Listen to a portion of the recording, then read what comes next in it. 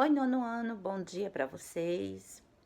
A nossa aula de história hoje, vamos falar sobre a Primeira Guerra Mundial e a Revolução Russa. É bom, né? Espero que vocês gostem. Por exemplo, quando ocorreu a Primeira Guerra Mundial? Foi entre 1914 e 1918. Foi um dos maiores confrontos da humanidade, quando se falamos em guerra mundial. Podemos ter a ideia de que todos os países do mundo participaram do conflito, mas não foi também assim não. Por exemplo, no início do século XX, a guerra envolveu apenas os países imperialistas, que buscavam justamente uma saída para o problema imposto pela disputa por colônias na África, Ásia e Oceania. O mundo antes da guerra. Vamos ver. Para a gente compreender melhor como tudo aconteceu, é necessário voltarmos na história. Nos séculos XIX, a segunda Revolução Industrial, ela apresentou aos países imperialistas uma nova realidade. Houve então um aumento de produção industrial e da população. Claro que a população vinha aumentar, né? E aí causou então a saturação no mercado europeu. Nesse período, as principais potências imperialistas eram Inglaterra, França, Portugal, Espanha, Bélgica, Holanda, Estados Unidos, Rússia e Japão. Para se livrar da ameaça dos seus oponentes, os países europeus começaram então a se armar e se preparar para um possível conflito. Esse período ficou conhecido como Paz Armada. Mais tarde surgiram blocos antagônicos que complementaram o clima tenso que se vivia, e em 1882 foi criada a Tríplice Aliança, que era composta por Alemanha, Itália e o Império Austro-Húngaro. Era um acordo político-militar que garantia apoio a qualquer nação da aliança que sofresse algum tipo de ataque. Em 1907, com reação à Tríplice Aliança, formou-se então a Tríplice Entente. Era uma aliança militar estabelecida entre o Império Britânico, a França e o Império Russo. Veja mesmo. Vamos ver o que aconteceu com os interesses dos países que participaram.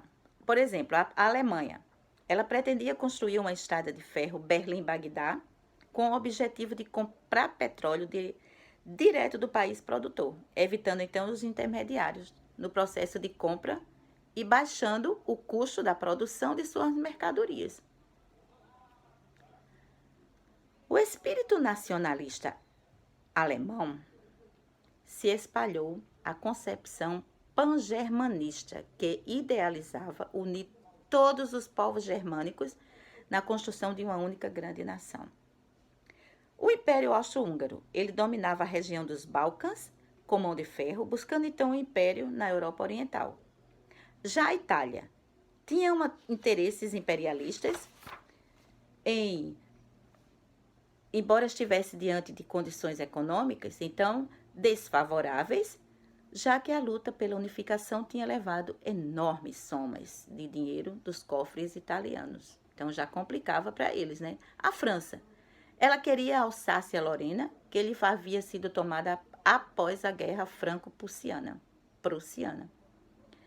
A Inglaterra vai o crescimento industrial alemão como uma ameaça e por isso estimulava o ódio à Alemanha em seu território, culpando então o germânico pela crise do território inglês. Cada um com seus problemas, né? Já a Rússia era um império decadente, a nação estava calcada com alicerces absolutistas e economicamente dependentes da burguesia internacional, principalmente do capital francês. Qual foi o estopim do conflito? Vamos lá. A Sérvia era um país eslavo aliado da Rússia e intencionava formar uma grande nação eslava na Península Balcânica. Mas para isso precisava obter duas regiões, a Bósnia e a Herzegovina, controlado pelo Austro-Húngaro. Com o objetivo de forçar este último a ceder, os dois territórios, então, para a formação de Grande Sérvia, surgiu o grupo terrorista separatista Mão Negra, em território sérvio, com as simpatizantes também na Bósnia. O que aconteceu?